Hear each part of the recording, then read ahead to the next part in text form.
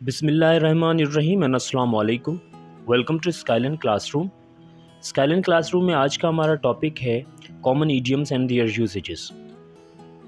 Don't just tell me verbally, give me everything in black and white. अब यहाँ पर देखें, in black and white, in black and white. अब in black and white जो है वो आपका इडियम है और जिसका मतलब होता है कि आप मुझे हर चीज़ लिखत में दें। तो ऊपर सेंटेंस का मतलब क्या हुआ कि कोई भी चीज़ मुझे सिर्फ ज़ुबानी नहीं चाहिए, मुझे रिटन में चाहिए, मुझे लिखत में चाहिए। So don't just tell me verbally, give me everything in black and white. In black and white आपका ईडियम है और इसका यूसेज आपने देख लिया। उसके बाद है you promised me you shouldn't try to back out of it. तुमने मुझसे वादा किया था, ठीक है, और तुम्हें अब उससे पीछे नहीं हटना चाहिए। अब यहाँ पर back out of it, back out of it जो है ये आपका इडियम है और इसका मतलब होता है अपने वादे से मुकर जाना या पीछे हटना, ठीक है, अपने वादे से या अपनी किसी एग्रीमेंट से पीछे हटना। True back out of something, ये आपका यहाँ पर इडियम है, आपने यूजेज देख लिया।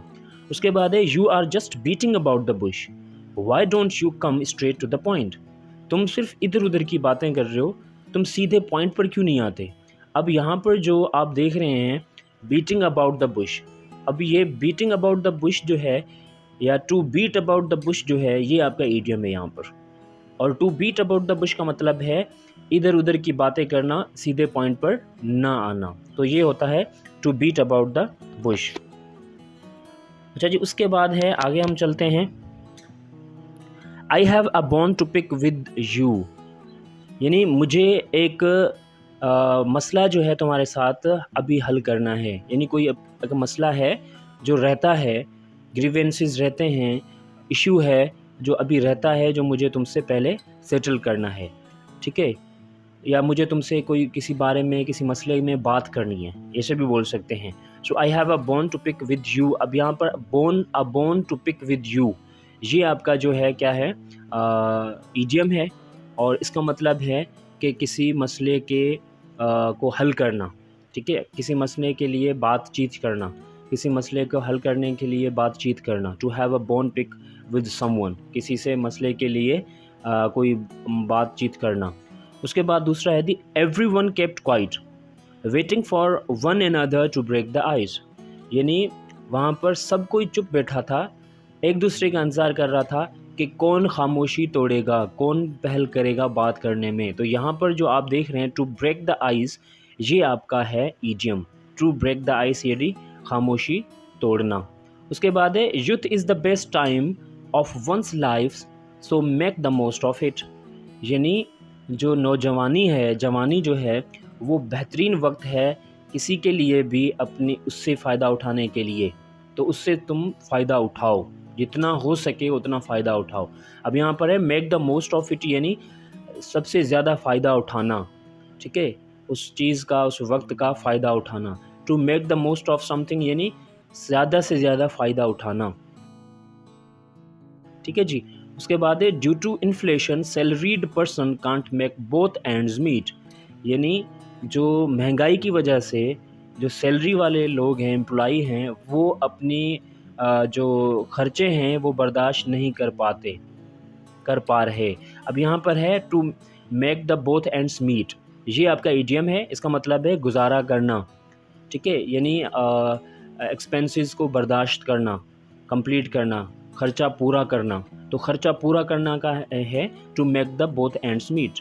उसके बाद है the sight of lemon is enough to make one's mouth water, यानी सिर्फ लीमू की जो झलक है वो काफ़ी होती है किसी के भी मुंह में पानी लाने के लिए। तो यहाँ पर है to make one's mouth water, ये है इडियम आपका मुंह में पानी आना या लाना।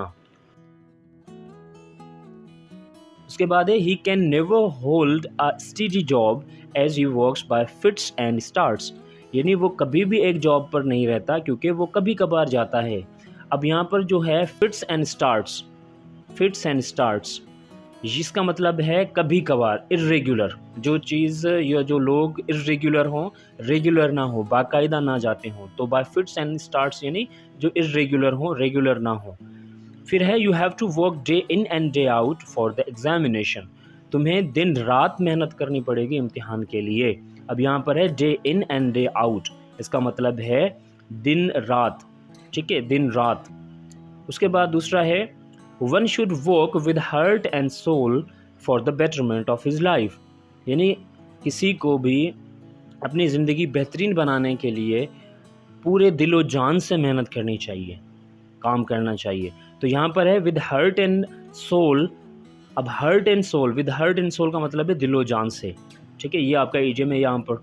उसके बाद है ही settled metro with high hand and ignored every request, उसने बगैर किसी की सुने, बगैर किसी की रिक्वेस्ट सुने उसने फ़ैसला कर दिया, यानी किसी की रिक्वेस्ट भी ना सुनी, किसी की एहसास भी ना देखे, किसी की कोई भी चीज़। तो विद हाई हैंड का मतलब है बगैर एहसास किए, किसी की रिक्वेस्ट का बगैर या किसी की बात का बगैर एहसास किए जो है फ़ैसला कर देना, ठीक है जी।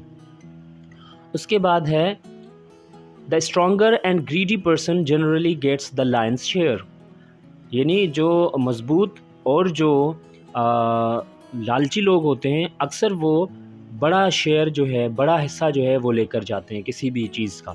सो यहाँ पर द लायंस शेयर जो है उसका मतलब है बड़ा हिस्सा या विरसा, किसी विरसे में, विरासत में बड़ा हिस्सा लेना, ठीक है जी। उसके बाद है you should not spend all money rather save it for the rainy day, यानी तुम्हें सारा पैसा खर्च नहीं करना चाहिए बल्कि कुछ बचा के रखना चाहिए मुश्किल के दिनों के लिए। अब यहाँ पर है save it for the rainy day, ठीक है। अब ये ईडियम है आपका, to save something for the rainy day, यानी मुश्किलात में के लिए बचा कर रखना, मुश्किल दिनों के लिए बचा कर रखना। So if you failed in one paper you harder try harder, there is no use to cry over the spilled milk, अगर तुम एक पेपर में फेल हो भी गए हो तो अब कोई फ़ायदा नहीं, तुम ज़्यादा मेहनत करो।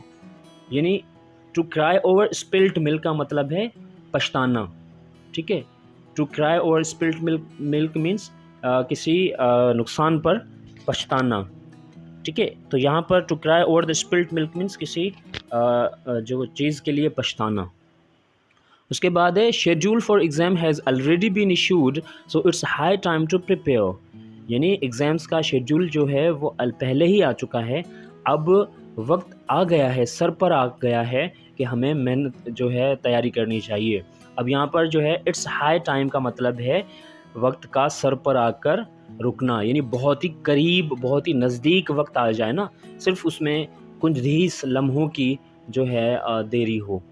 उसके बाद है everyone was speaking English except me, I felt like a fish out of water, यानी मेरे बगैर सब अंग्रेज़ी बोल रहे थे और मुझे ऐसा लग रहा था कि मैं जो है उनमें से नहीं हूँ, मैं उन लोगों में से या उन जगह का बाशिंदा नहीं हूँ, मैं कोई बाहर का हूँ। अब यहाँ पर जो I felt like a fish out of water, to feel like a fish out of water, ये आपका इडियम है, यानी किसी चीज़ किसी जगह से, किसी लोगों से जो है एक जैसी यकसानियत ना रखना, यानी उनसे, उन जगह से बाहर का होना, ठीक है। उसके बाद है to the evil activities in our society must be nipped in the bud, यानी जो बुरी आदतें हैं हमारे माशरे में उनको जड़ से उखाड़ना चाहिए। तो यहाँ पर निप्ड इन द बड जो है ये आपका इडियम है, to nib in the bud, यानी जड़ से उखाड़ना। उसके बाद है you should not believe on her crocodile tears, on hers crocodile tears, यानी तुम्हें उसके जो है झूठे आंसुओं पर जो है बिलीव नहीं करना चाहिए, यकीन नहीं करना चाहिए। तो यहाँ पर क्रोकोडाइल टीयर्स जो है ये आपका इडियम है और जिसका मतलब होता है झूठे आंसू,